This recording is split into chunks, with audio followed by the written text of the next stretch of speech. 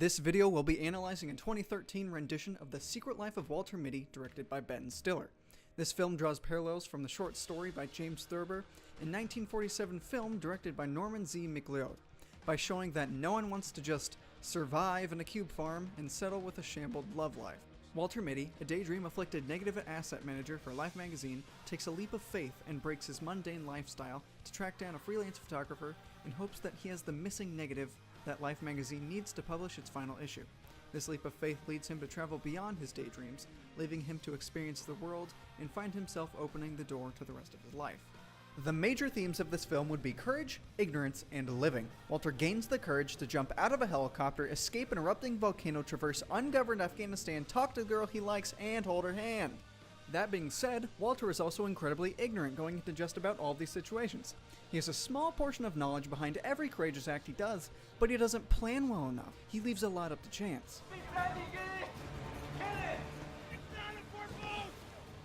The last theme is probably the most important theme, and it's what this film preaches. Walter chooses to finally live his life by taking chances and seeing the world. By doing this, he breaks his daydreaming habit and changes his life for the better. All of these themes really do fit nicely with each other.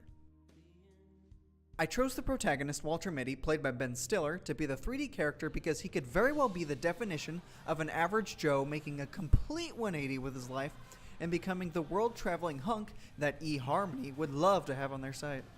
The two characters I chose to be 2D characters would be Cheryl Melhoff, played by Kristen Wiig, and Todd Mahar, played by Patton Oswalt. Cheryl is Walter's love interest who works with him at Life magazine, and he finds her on eHarmony.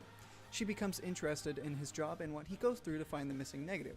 She also opens up to Walter about her controlling ex-husband. In turn, he becomes a role model for good old Rich Melhoff. Now, Todd Mahar, the eHarmony representative connected to Walter's eHarmony account, is a 2D character because throughout the film, he is genuinely interested in Walter as a person and his travels. He even explains how Walter's perception to the audience has grown. How did you picture me? I pictured you as a little gray piece of paper.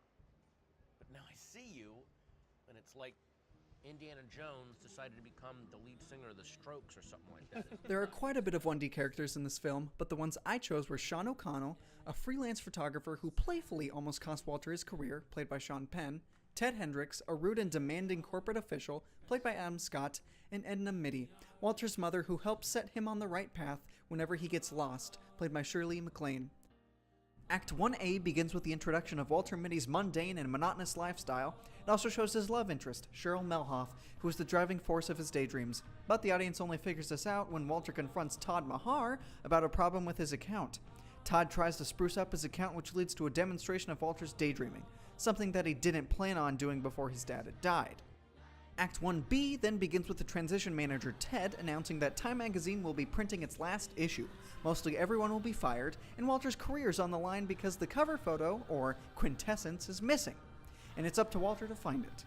Act 2A then takes the audience through Walter's life-changing and beautiful journey trying to track down the photographer who took the photo, Sean O'Connell. He flies to Greenland only to get into a plane to board a boat to beautiful Iceland, only to lose Sean while escaping an eruption. He returns back to America only to be fired, become heartbroken, and pay more for his mother's retirement.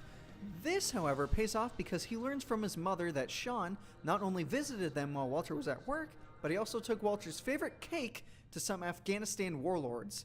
Strange fella. This then marks the beginning of Act 2B because Walter finds Sean only for Sean to tell him that the missing negative was in the wallet Walter threw away. That is not a good move. At all, with a valuable negative. They take out their frustration on some good old sports ball, and Walter returns home, this time becoming detained, being rescued by Todd, and learning who he has become over a Cinnabon. The family finally sells the piano that's been causing so much trouble, and it turns out that Mama Mitty does keep all of Walter's knickknacks. Finally, with Act 3A, Walter ends the film by returning the negative back to Mr. Quintessence, not before giving him a piece of his mind, finally finding out what the negative was, and getting the girl to end Act 3B. However, I am open to the interpretation that the start of Act 2B ended with Walter losing Sean, and the climax beginning when Walter confronts Sean. The man behind it all was Ben Stiller. Stiller is a very comedic-centered person in his films, whether directing them or starring in them.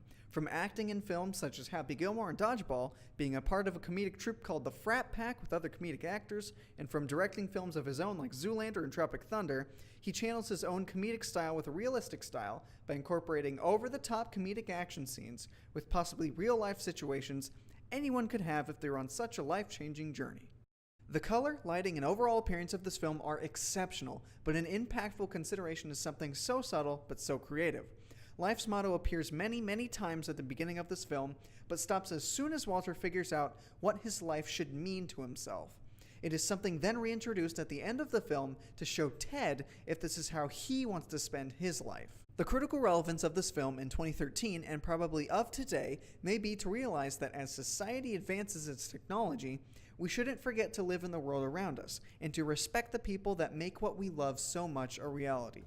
This film truly embodies what it means to live life, not how to live life. It may not be a masterpiece, but it's a film that makes me happy.